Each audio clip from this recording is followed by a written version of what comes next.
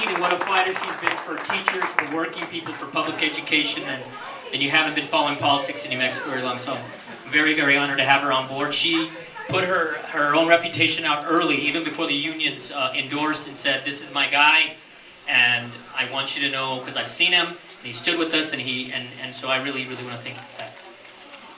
So thank you all for coming. I'm sorry about the poor turnout, but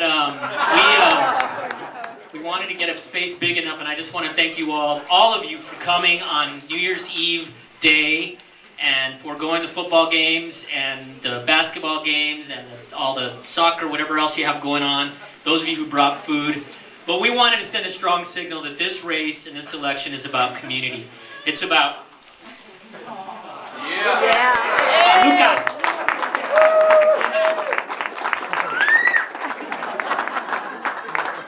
So this is what this election is about. It's about families, it's about our future, it's about kids. I want to thank my wife, Kim. Come up here, Kim.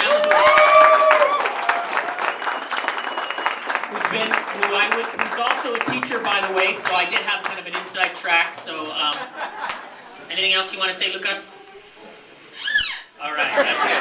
He really does talk, but, you know. Thanks. So, what is this election about? It's about the common good. That's why I'm running. Do we believe that we're all in this together? Yes. Do we believe that there is such thing as community, as being a nation, as getting each other's back, as fighting this idea that it's only every man for himself, law of the jungle, only the strong survive, every senior for himself, every kid for himself, every working mom for herself? Or do we believe that in fact we're in this together? What do we believe? Do we believe in the common good, in the public good? So, you know, the reason why the country's so frustrated, I call people every day and they're like, I'm sick of both parties, I'm sick of them. Because people feel like, you know, even if they're in the 1%, which in New Mexico, it's pretty hard to be in the 1%, but most of us are the 99%. But you know what, we've just lost the idea that we are in this together. That the wealthiest 1% and the biggest corporations, the most powerful, get to call the shots in Washington, get to run the campaigns. And I am committed, as I have my whole political life, to run this as a grassroots, community-based campaign. That's why we're in my neighborhood, in Morelos, where I grew up. And that's the kind of campaign we're going to run. That's why we're going to win. Now, the good news is, as Christine and Jerry mentioned, in addition to the fact that we have an incredible grassroots support, we have the support from the key groups that you need to win. There's about 50,000 people who vote in this race. So you need, where's the math teacher? So you need, my sister's good at math, but you know, we need at least, it'd be nice to get 50%, but we have now between the unions like the teachers who have 6,000 members in the district, 6,500 members in the district. AFSCME, where's AFSCME in the house? The public employees, 12,000 members. The Sierra Club, Move On, the bakers, the nurses. These are all the folks who are standing with us. Democracy for Mexico, the Teamsters. So why should you care? Because you guys might think I'm great. My sisters think I'm great. They're here. They made food. But you know what? And some of you are friends from high school, from kindergarten. But you know, it's got to be more than we like the guy, we like his ideas. We got to win this thing. And that's what this is about. We have the support right now. We were out raising everyone in the first quarter, not because I have a lot of rich uncles or colleagues, but because 12,000 people across this country gave on average $30 because they are sick of the status quo. They're sick of corporate Democrats. They're sick of folks who they can't tell the difference between Republicans and Democrats. It seemed like they've completely forgot what democracy is supposed to be about. So this is a bit of an experiment for all of us as voters, as citizens, is we're going to test the idea that if you go up there and you stand for something, and you say some things you can't compromise on, like cutting Social Security, that's a non-starter. Cutting Medicare, that's a non-starter. And if you believe in equality, too much power. P&M, that's corporate. P&M. I knew I shouldn't have mentioned the corporate stuff, so I gotta. So anyway, hey, see, look at this. Isn't it great to have give a hand for Big Don. He helped us get this place ready. So, I have a script that I never stick to, by the way. So this is about the common good. This is about the middle class. Everybody talks about that, but you know, it didn't happen by accident. We built this middle class brick by brick with things like the labor movement standing up for worker rights, for health care, for Social Security, for Medicare, for Medicaid, so the disabled and kids wouldn't be without health care, for a public education system that works for all kids, including kids like me, who grew up right down here in a single-parent household in a neighborhood where you're not supposed to succeed. And I look at people who are from this neighborhood, including my sisters who are here. We made it public education, and we graduated college and went on to graduate school. And the Head Start kid from Morelos is now running for the United States Congress. So that's the American dream, and we owe it. I guess he gets the ham from his dad, the ham genes from his dad. Okay. I'm sorry about that. We're just trying to get everybody's attention. Hey, you want to go, Mama? One more scream. He needs more sugar, I think. So the point is, we have to fight for the American dream. We can't compromise on the American dream. We can't negotiate away. Gee, we'll give a little on Social Security, a little on public education. We won't be able to. We're cutting early childhood. Sorry about that. When we know that that's what is the great equalizer for every kid. So this is about the common good. This is about fighting for the middle class. Jerry mentioned, and all of you have been very conscious of the fact that we have some basic reform issues we have to take on.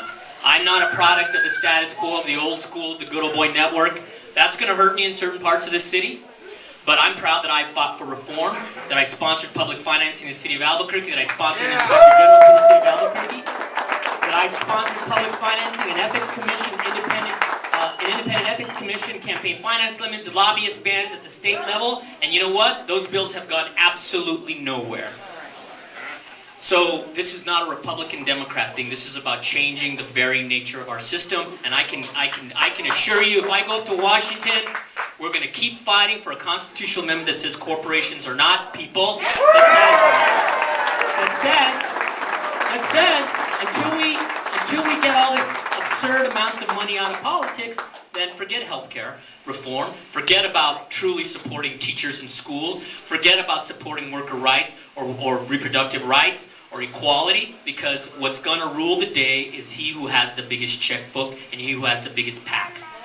So, I can tell you I'm going to fight for that reform as I have for all my life. And I just want to direct you to that back wall over there, because one of the things in this race that's going to be important, if you're going to support me, you're going to knock on doors, I want you to know my record. That's what people say about me. Those are the bills I've sponsored. I want you to read them if you get a minute, just so you know what I stand for, because it's important. And I'm proud of my record, and I stand by my record.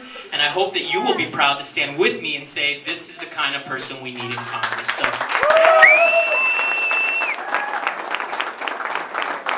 Now, I know we never thought it'd be too hot in here. We thought we were going to be freezing, but God bless the weather. So I just want to say a couple of things. First of all, I want to thank the folks who have stood with me early in a race and said, oh, there's this big name in the race, and he's going to raise all the money, and the good news is we're leading in fundraising, we're leading in endorsements. These are all the endorsements. Everybody from ASME to the teachers, to the bakers, to the nurses, to Sierra Club, to League of Conservation Voters, Progressive Democrats of America, Move On, Progressive Change Campaign Committee, and many, many, many others say we want real change. We want people who stand for something in Congress, and that's why we're going to win this race. Not just the primary, we're going to win the general. Are you with me? All the way! So, I want to say one thing. People are going to say, and some of you have actually said this, Eric, we love you. Can you win the general? Yes. Because isn't it really about who's most like them? We need to be more like them so that we can win the seat for Congress. And what I say is, if we believe in something, we need to be more like us. Not more like them, let's be more like us. Look around you. This is America. All ages, all races, all different socioeconomic backgrounds, teachers. Where's all the veterans by the way? So there's a myth here that veterans are, give a hand for all our veterans. that to be gratuitous. I do that because I'm proud that I come from a family of veterans. My sister, my brother, two of my brothers, my father, my grandfather, nieces, nephews, uncles, every single war this nation has ever fought, I have a family member who's fought in that war. And I'm proud of that. You know what? But the measure of patriotism isn't how eager we are to send our men and women to harm's way. The mark of patriotism is what do we do for their families while the other ones are deployed? And what do we do with them when they come back? Can they get a job? Can they get education? Can they get health care? And I can tell you, you're going to find no stronger advocate for veterans in the United States Congress because I believe, because first of all, they're my family. But second of all, I think that it's easy to say we're patriotic when we're eager to send men and women into battle, which should be a last resort to protect our national interests. But you know, it's much harder to say how much is it going to cost to provide health care and jobs and a GI Bill for these people so they can get and mortgages and not let veterans just disgraceful go into foreclosure, which we're seeing all across the country right now. So that's why we're going to win the general. This is not about left and right. He wants to scream again into the microphone. He's also my timer. I think the campaign said he's getting my timer, so. You want to yell one more time in the microphone? I'm sorry, guys. But you got to say something good. How about you sing a Christmas song? How about Jingle Bells? All right, he doesn't want to sing Jingle Bells. Okay. Okay, so let me wrap up before asking you to do 4 things today, because if we want to win this, as Christine said, this is going to take everything we have. We're leading on most fronts, but we need you to do 4 things. The first and most important thing today is we got to compete financially. I have worked since I was a city councilman tirelessly on Common Causes Board to reform the way we fund campaigns. It's absurd. It's degrading. It's such a waste of time. It's a waste. Those of you who I've called 13 times, I apologize, but I'm serious about winning. But until we change those rules, I gotta play and I gotta be competitive. So please, if you want to give later, please give now, because we need to show people we're serious about raising money. The only card up the sleeve of the guys on the other side is that they can raise more money. We're leading in fundraising, so whether it's $5 and you know how much you can afford, please do that. That's the first thing you can do, and you can do it right at this table. The second thing you can do is we're going to be a people power campaign, volunteer, volunteer, volunteer. You can commit today, sign up on that sheet, or sign up over there for 2 hours, just 2 hours, in the next month, just 2 hours, more if you can, to make calls if you hate calling people. If you're willing to knock on doors, if you hate that, we'll find something for you to do here. Believe me, there's mailings that go out, there's lots to do. The third thing you can do, which is really, really important, the next big measure for us is getting on the ballot. Every single one of you, please, please take petitions today. Take 1 sheet of petitions and try to fill out all 20 names. If you all will commit to doing that, we'll have more than we need to get on the ballot. We got to get 1,300. We're nearly there, but we want to get double the amount to make sure there's no... The district has just changed, as you heard, so we're going to lose some of those. Please take petitions with you and get them back to us. If not by this Friday, by next Friday. The fourth thing you can do all of these, by the way, but you do at least one, please. The fourth thing you can do if you want to help is to run to be a delegate.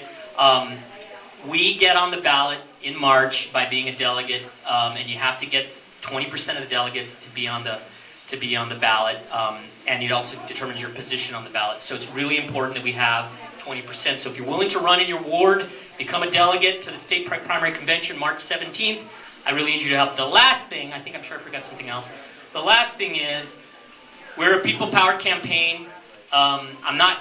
Corporate money's not lining up to help me, but we've had a lot of great house parties. Some of you have hosted them. If you want to do a house party, whether it's for 20 people or 100 people, it really helps because it gives me a chance to meet people and helps us raise a little bit of money. So if you can do that between now and the end of March, sign up there or sign up at the front table to do that. 2 last things. We're starting affinity groups. We're already getting a veterans group off the ground. We have a lot of folks who are going to be helping with that group. You heard Rita Navarrete, who's been active with veterans issues in a long time. Delano Garcia, who's a veteran activist, and lots of other veterans are going to be helping with that. If you want to get involved in our renewable energy group, there's lots of groups you can get involved in, so please sign up for one of those affinity groups.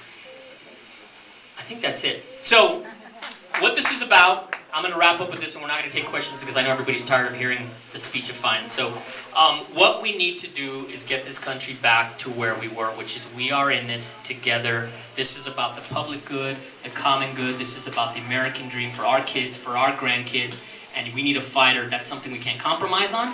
It's something we can't negotiate away. It's something we've got to fight for. The American dream was not handed to us for free. And if you're ready to fight for the American dream for your kids and your grandkids and your nieces and nephews, then please stand with me. Are you guys ready to win this? Thank you all for all you've done. Please be generous. Sign up before you leave. And there's a ton of food, so please, did I forget to, and I want to introduce Miguel Garcia, who's been a champion, my state rep, who's been a big champion of mine. He's right over there, Miguel Garcia, Jerry Ortiz-Pino, Ray Garduno. These guys have been supporting me all along. Any other elected, who else did I forget? Oh, Blair Kaufman, who's on the senior board, has been a big supporter, great educator. Any other electeds who've been with me? We got a ton of electeds, so please, please thank them. Thank you all very, very much, and enjoy yourselves. Stick around as long as you want. And please, the last thing is put something on that wall while you're supporting her. You can just sign your name if you want, but you can say you can support me because I'm good looking. That's what my wife put over there. So she's kind of biased. Thank you very much. Have a great day. Thank you. Now over to